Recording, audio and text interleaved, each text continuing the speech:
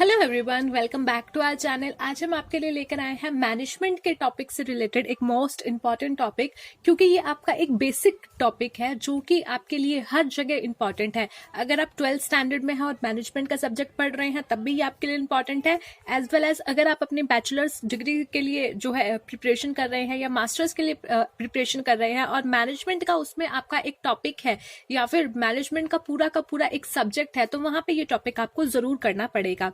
तो ये टॉपिक है आपका कैरेक्टरिस्टिक्स ऑफ मैनेजमेंट, कि मैनेजमेंट के कौन कौन से कैरेक्टरिस्टिक्स होते हैं।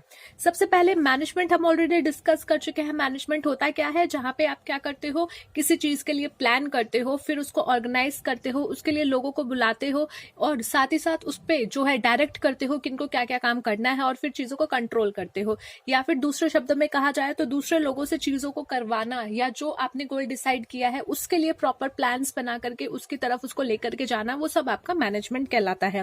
तो मैनेजमेंट के अब कैरेक्टरिस्टिक आज हम डिस्कस करने वाले हैं। तो पहला जो कैरेक्टरिस्टिक है वो है गोल ओरिएंटेड प्रोसेस। देखिए, मेरे फॉर एग्जांपल ले लीजिए, मैंने जो है ये सोचा कि मुझे एक पार्टी करनी है या फिर मुझे जो है एक बिजनेस स्टार्ट करना है। मुझे एक बिजनेस स्टार्ट करना है तो वहां पे हमने क्या किया, एक प्लान बनाया, एक गोल बनाया। गोल यानी कि जो मेरा लक्ष्य है वो हमने डिसाइड कर लिया। अब मुझे क्या करना है, उस लक्ष्य को पाने के लिए अपना सारा काम करना है। सारा काम करना है यानी सारी चीजें जो भी रिक्वायर्ड है, प्लान करना है, उसको ऑर्गेनाइज, स्टाफिंग, डायरेक्टिंग, कंट्रोलिंग, ये सारी चीजें हमें क्या करनी है, वो सब चीजें फंक्शंस उसमें करने पड़ेंगे।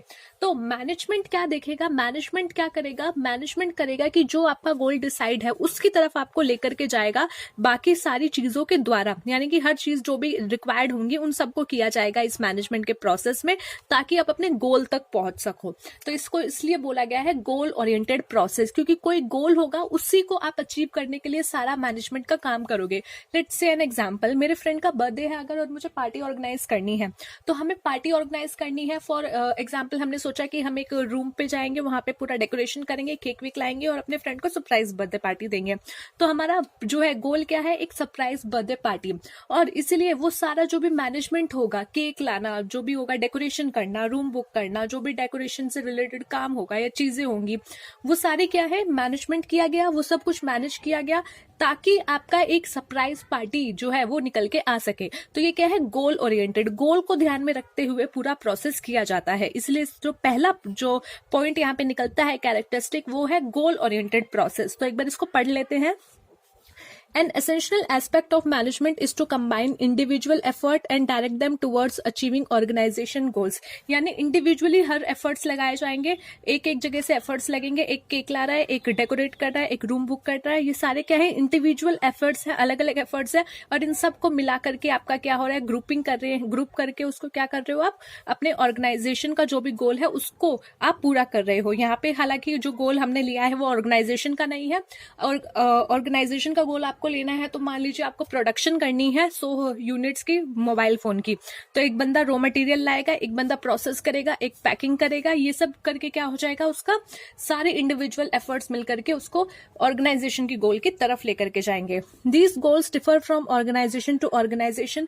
देखो, गोल क्या है, ऑर्गेनाइजेशन के अलग अलग हो सकते हैं। फॉर एग्जाम्पल, मेरा जो ऑर्गेनाइजेशन है वो मोबाइल फोन को जो है मैन्युफैक्चर करने का है, तो मेरा गोल अलग हो सकता है, मुझे प्रोडक्शन ज्यादा करना हो सकता है। आपके ऑर्गेनाइजेशन है जो कि क्या है, सर्विस प्रोवाइड करती है, अकाउंटिंग सर्विस, तो आपका ऑर्गेनाइजेशन का गोल हो सकता है कि ज्यादा से ज्यादा सर्विस देना। तो यहाँ पे जो गोल है वो सबके अलग अलग हो सकते हैं। Next one is, for example, an organisation can have a profit motive. अच्छा, यहाँ पे आपके जो एग्जाम्पल दिया गया है वो भी मैं आपको सिंपल में बता देती हूँ कि किसी एक ऑर्गेनाइजेशन का मोटिव हो सकता है प्रॉफिट कमाना, और एक का हो सकता है कि सिर्फ सोशल वर्क करना, चाहे पैसे कम आ रहे हो या फिर बिल्कुल भी प्रॉफिट ना हो रहा हो। तो वही एग्जाम्पल यहाँ पे लिया गया है। नेक्स्ट वन इज जो परवेसिव। परवेसिव में क्या बोला गया है, management is a required and essential for all function of all kind of organisation, social, economic और पॉलिटिकल। परवेसिव होता है कि जो हर जगह हो सकता हो, जिसको रिक्वायर, ऐसा नहीं है कि इसकी जो है सीमित मात्रा है कि आप इसको सिर्फ प्रोडक्शन की तरफ ही लेके जाओगे या सिर्फ प्रोडक्शन के एरिया में ही इसका काम होगा, या आप सिर्फ इसको अकाउंटिंग लाइन में ही मैनेजमेंट कर पाओगे। नहीं, परवेसिव यानी कि हर टाइप की ऑर्गेनाइजेशन में इसको किया जा सकता है, और हर किसी भी टाइप की ले लो, जैसे कि सोशल ऑर्गेनाइजेशन है जो सिर्फ सोशल वर्क करती है, कोई प्रॉफिट मोटिव से लेकर के ऑर्गेनाइजेशन है, या कोई पॉलिटिकल ऑर्गेनाइजेशन है। फॉर एग्जाम्पल अभी बीजेपी ले लो या टीएमसी ले लो, अभी बंगाल में चुनाव हो रहे हैं रिसेंटली, तो वहां पे क्या है, वहां पे एक पॉलिटिकल ऑर्गेनाइजेशन की तरह एक पार्टी होती है और वो भी क्या करते हैं, मैनेजमेंट करते हैं, कब कहाँ कौन सी रैली करनी है, कौन सा नेता आएगा, कौन किस तरीके का जो है कैसे भाषण दिए जाएंगे, कैसे मैनेज किया जाएगा, वो सारी चीजें क्या है, वो भी मैनेजमेंट है। तो वो क्या है, एक पॉलिटिकल एग्जाम्पल है। पॉलिटिकल में भी आपका जो है मैनेजमेंट का एग्जाम्पल है। सोशल में ले लीजिए, कोई समाज सेवा का है तो वो भी क्या करेगा, मैनेज करेगा कि कहाँ से डाटा इकट्ठा करना है, कहाँ पे जाकर के हमने देखना है, कैसे देखना है कि कुछ गलत हो रहा है, उसको कैसे जो है उसके खिलाफ एक्शन लेना है। तो वो क्या है, सोशल पॉइंट के तरह है। और इकोनॉमिक आपको अभी हमने देखा ही जो है डिस्कस कर ही लिया, जैसे आपका फोन का मैन्युफैक्चर हो गया या किसी और चीज का मैन्युफैक्चर हो गया। तो इन सब जगह पे आपका जो है मैनेजमेंट किया जाएगा। ऐसा नहीं है कि एक ही ऑर्गेनाइजेशन में होगा, बल्कि हर ऑर्गेनाइजेशन में होगा। Without management, the process of an organization would be chaotic and unordered, यानी कि अगर आपने मैनेजमेंट नहीं किया तो आपका जो ऑर्गेनाइजेशन है वो ऑर्डरली नहीं होगा। ऐसा नहीं होगा कि एक चीज के बाद ही एक चीज हो रही हो। फॉर एग्जांपल अभी हमारे को प्रोडक्शन करना है तो मैंने 4 लोग बिठा लिए, पर मैंने मैनेजमेंट नहीं की कि कौन सा व्यक्ति क्या करेगा, कब क्या चीज होने वाली है। तो एक बंदा पहले ही पैकिंग का सामान ले आया कि चलो चलो पैकिंग करते हैं, छोटे छोटे डब्बे ले आया। अरे भाई पहले बनने तो दे, देखने तो दे कितना प्रोडक्शन करना है, कौन से साइज तक का हमारा फोन बनेगा, कौन से साइज तक का लैपटॉप बनेगा। तो डब्बे उठा करके ले आया, नाम छुपवा रहा है। तो नहीं, एक एक चीज ऑर्डर वाइज की जाएगी कि पहले रॉ मटेरियल आएगा, फिर मशीन का काम स्टार्ट होगा, मशीन में उसका प्रोडक्शन किया जाएगा, फिर पैकिंग के लिए उसको दिया जाएगा, फिर पैकिंग वाले देखेंगे कि इसको पैकिंग करने के लिए कौन कौन सी चीजें रिक्वायर्ड हैं, हर प्रोडक्ट के अकॉर्डिंग उसकी पैकिंग होती है, तो उसलिए उसको देखा जाएगा, फिर आगे जाकर के पैकिंग कंप्लीट की जाएगी। तो हर चीज ऑर्डर में की जाती है, ताकि ऑर्डर में तभी की जाएगी जब आपका मैनेजमेंट पहले से किया गया हो, आपने पहले से चीजें प्लान करी हो, तभी आप ये कर पाओगे। लेकिन अगर मैनेजमेंट नहीं की तो कोई भी हमारी तरह बेवकूफ आ जाएगा, लो भैया डब्बा हम तो पैकिंग के लिए ले आए, प्रोडक्शन हुआ नहीं, हम पैकिंग के लिए ले आए। तो ये क्या है, ऑर्डरली नहीं हो पाएगा, अनऑर्डर हो जाएगा। Further it is equally essential for organisations across all country, however the only difference lies in the how management is implemented within an organisation. और देखो ऐसा नहीं है कि मैनेजमेंट केवल और केवल इंडिया में ही हो रहा हो, हर देश में, पूरी दुनिया में जितने भी देश हैं, हर जगह मैनेजमेंट किया जाता है, चाहे कोई भी ऑर्गेनाइजेशन क्यों ना हो। बस उस मैनेजमेंट, जो भी मैनेजमेंट किया गया है उसको इम्प्लीमेंट कैसे करना है उसके तरीके अलग हो सकते हैं। मैंने मैनेजमेंट किया पर उसको इम्प्लीमेंट मैं सॉफ्ट तरीके से कर रही हूँ, कोई व्यक्ति है जो हार्ड तरीके से कर रहा है, कोई कंट्री का व्यक्ति है जो उसको अलग तरीके से कर रहा है। तो उसको इम्प्लीमेंट कैसे करना है वो डिफर कर सकता है, बट और जो मैनेजमेंट है वो हर जगह आपको मिलेगा। इसलिए इसको बोला गया है परवेसिव, यानी कि जो हर जगह अवेलेबल होता है, हर ऑर्गेनाइजेशन में और पूरी दुनिया में। Now come to the multidimensional, यानी कि जो मैनेजमेंट है वो कहाँ कहाँ किया जा सकता है। क्या केवल काम को लेकर के मैनेज किया जा सकता है या कुछ और चीजों को भी मैनेज किया जा सकता है। तो ये बोला गया है मल्टी डिमेंशनल, क्या ऐसा नहीं है सिर्फ काम को लेकर के मैनेजमेंट होगी, और भी चीजें हैं जो इसके अंडर इंक्लूड होती हैं। तो इसमें 3 डिमेंशनल्स बनाए गए हैं। कौन कौन से? First one is your work, second one is your people and third one is your operations. Work की बात करते हैं। सबसे पहले वर्क मैनेजमेंट क्या बोलता है, every organisation exist for completion of some work, यानी कि जितनी भी ऑर्गेनाइजेशन है वो कुछ ना कुछ काम के लिए ही है, यानी अगर उनका एग्जिस्टेंस है तो वो कुछ ना कुछ काम जरूर करेंगी। The work vary from producing clothes to producing clothing centre to treating patient in hospitals. Management look at this work as goal to be achieved and work toward these goals. Further, this is done in terms of problems to be solved, decision to be made, plans to be established, budget to be prepared, responsibility to be assigned and authority to be delegated. यानी कि work management क्या बोलता है कि काम को लेकर के मैनेजमेंट करना। अब हर ऑर्गेनाइजेशन का काम अलग हो सकता है। मेरा ऑर्गेनाइजेशन कहता है कि मुझे जो है कपड़े प्रोड्यूस करने हैं, तो मेरी ऑर्गेनाइजेशन में अलग काम है। हॉस्पिटल के अगर आप एरिया में चले जाए तो वहां पे जो है पेशेंट्स को ट्रीट करना एक काम है। वहां पे कैसे पेशेंट को ट्रीट करना है, कैसे उनका जो है मैनेजमेंट बनाना है कि हम 5 बजे जाएंगे विजिट पे, फिर डॉक्टर्स जाएंगे, फिर नर्सेज जाएंगे, फिर उनकी रिपोर्ट, डेली रिपोर्ट्स बनाए जाएंगे, बीपी जो है वो मेजर किया जाएगा, नॉर्मल रूटीन चेकअप होगा। तो ये सब क्या है, ये भी एक मैनेजमेंट है। तो वर्क मैनेजमेंट क्या कहता है कि काम को मैनेज करना, जो कि हर ऑर्गेनाइजेशन में अलग अलग होता है। जैसे कि आप एग्जांपल दे सकते हो, क्लोथ प्रोड्यूसिंग करने वाले में क्लोथ का प्रोड्यूस करना एक वर्क है, हॉस्पिटल में ट्रीटमेंट करना एक वर्क है। तो हर जगह आपका अलग अलग होता है। Next is management of people, यानी लोगों को मैनेज करना. Another dimension of management is concerned with getting work done from people by assigning work to worthy employees who can work effectively towards the realization of organizational goal. अब देखो, जो organisation का गोल आपने बनाया है कि मुझे 10,000 यूनिट्स प्रोड्यूस करने हैं, क्या वो अपने आप प्रोड्यूस हो जाएंगे? क्या ऐसा हो सकता है कि सप्लायर से अपने आप सामान आ जाए, अपने आप आपका प्रोडक्शन स्टार्ट हो जाए? नहीं, आपको जरूरत पड़ेगी लोगों की, जो कि उसका जो भी पूरा प्रोसेस है उसमें काम करेंगे और आपके गोल को कंप्लीट करवाने में आपकी हेल्प करेंगे.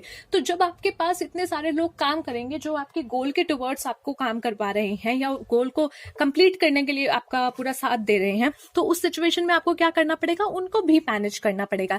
ऐसा नहीं है कोई कभी भी उठ के आ रहा है, जिसका जो मन कर रहा है वो वैसे प्रोडक्शन कर रहा है. मेरा मन कर रहा है मैं मैनेजर की कुर्सी पे जाकर के बैठ गई, मैंने जो है सुपीरियर जो भी अपने सुपरवाइजर है मेरे नीचे अगर कोई काम कर रहा है सुपरवाइजर, तो उसको बोल दिया कि जाओ जाके आज छुट्टी दे दो हमारे एम्प्लॉयज को, जितने भी वर्कर्स हैं. ऐसा नहीं चलेगा. लोगों को जो है वर्कर्स जो आपके हैं या जो आपकी मैनेजमेंट जो आपके ऑर्गेनाइजेशन में लोग काम कर रहे हैं उनको मैनेज करना पड़ेगा कि वो जो काम उनको दिया गया है या फिर जो काम उनको असाइन किया गया है वो वही काम करें. और ऐसे लोगों को आपको काम असाइन करना पड़ेगा जो उसके लायक हों. जैसे मेरे से ऊपर अगर कोई व्यक्ति काम कर रहा है और उसको ऑर्गेनाइजेशन में जो है नई पोजीशन कुछ लोग चाहिए, तो वो देखेगा कि कौन उसके एक्चुअल में लायक है. ऐसा नहीं कि किसी को उठाकर भी आप रख दो.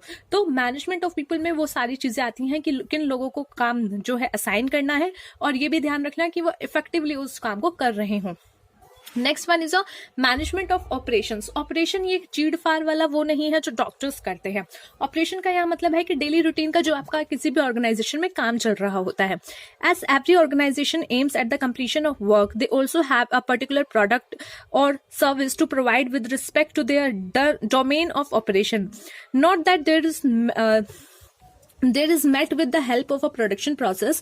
Management also look after a production process of an organization that transforms the input with the help of technology required into the output of consumption. Operation यानी कि वहां आपका जो भी डेली वर्क का काम चलता है. मेरे ऑर्गेनाइजेशन में काम चल रहा है फोन के प्रोडक्शन का, तो जो फोन का प्रोडक्शन हो रहा है, जो उसमें मटेरियल लगाया जा रहा है, जो उसका पूरा मशीन में काम हो रहा है, उसको कहा जाता है ऑपरेशन, जो कि आपका डेली बेसिस पे चल रहा है. तो आपको उसको भी मैनेज करना पड़ेगा कि डेली आपका सही ऑपरेशन हो रहे हैं, सही तरीके से आपके काम चल रहे हैं या नहीं, जो इनपुट आप डाल रहे हो उसके अकॉर्डिंग आपको आउटपुट मिल रहा है या नहीं. वो सब चीजें जो आपके ऑपरेशन से रिलेटेड है वो सब चीजों को भी मैनेज करना. तो ये 3 डिमेंशंस बनाए गए हैं जिसमें आपके जो है मैनेजमेंट होता है, मैनेजमेंट किया जाता है. तो इसीलिए इसको बोला गया है मल्टी डिमेंशनल, क्योंकि इसमें कई चीजों में आपका मैनेजमेंट यूज होता है. अब बात करते हैं नेक्स्ट पॉइंट की, नेक्स्ट कैरेक्टरिस्टिक की, which is your continuous process. पहला आपका था goal oriented, second pervasive and third was multidimensional. Now come to the fourth one, which is your continuous process. Continuous process क्या कहता है कि लगातार चलने वाला, निरंतर चलने वाला प्रोसेस. ऐसा क्यों कहा गया? देखिए, मैनेजमेंट का मतलब ऐसा नहीं है कि आज हमने मैनेजमेंट किया और वो खत्म हो गया.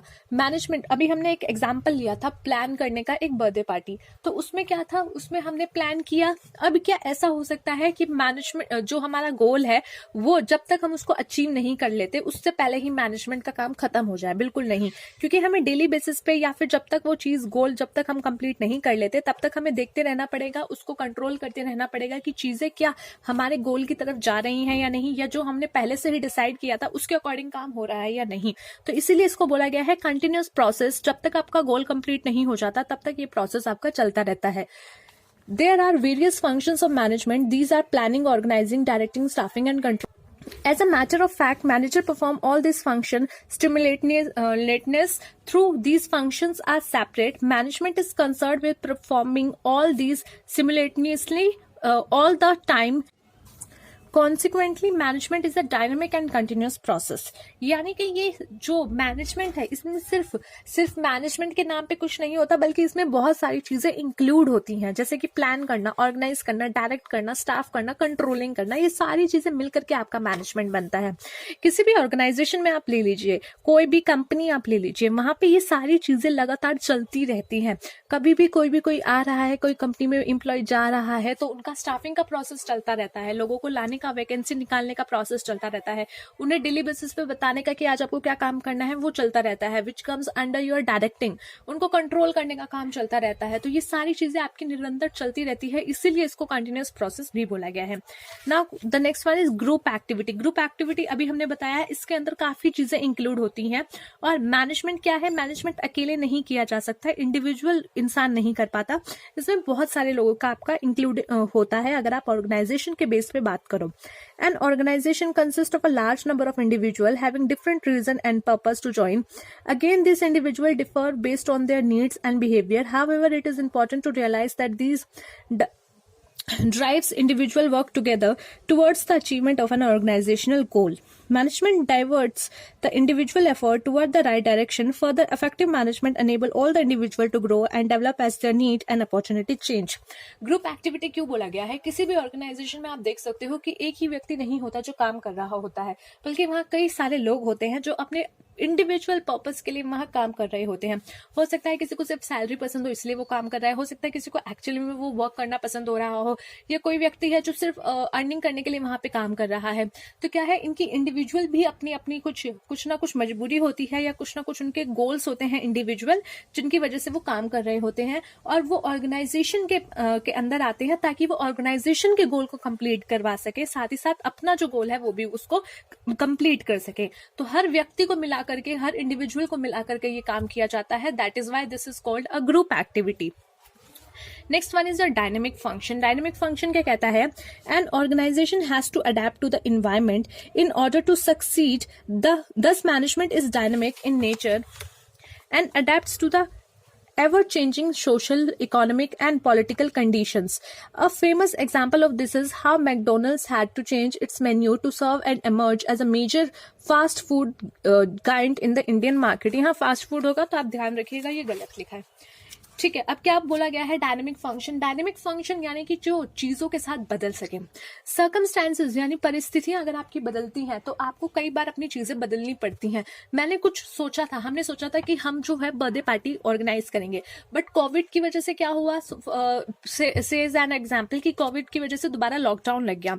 तो क्या हुआ कि ओयो टाइप या जितनी भी चीजें थी, जो होटल्स थे, उनका जो बुकिंग था वो बंद हो गया। उन्होंने कहा कि नहीं, अब हम बुकिंग नहीं करवा सकते।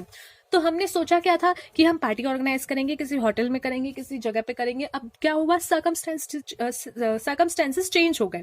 तो हमें क्या करना पड़ेगा कि जो अपन ने मैनेजमेंट किया था, जो हमारा मैनेजमेंट था, अब हमें वो चेंज करना पड़ेगा। हमें मैनेजमेंट में थोड़ा सा बदलाव लाना पड़ेगा, जो प्लान्स थे वो बदलाव करने पड़ेंगे, कि अभी हमें वेन्यू चेंज करना पड़ेगा, चीजें चेंज करनी पड़ेंगी, जो भी उसमें चीजें हमें ध्यान रखनी है, सोशल डिस्टेंस का पालन करना पड़ेगा, वो सब चीजें हमें करनी पड़ेंगी। तो ये क्या है, डायनेमिक फंक्शन होता है, क्योंकि यहाँ पे जो आपकी सर्कमस्टेंसेस बदलती हैं तब आप उसके अकॉर्डिंग अपने फैसले भी बदलते हो और अपने मैनेजमेंट में भी बदलाव लाते हो। तो वही चीज यहाँ पे बोली गई है डायनेमिक फंक्शंस में।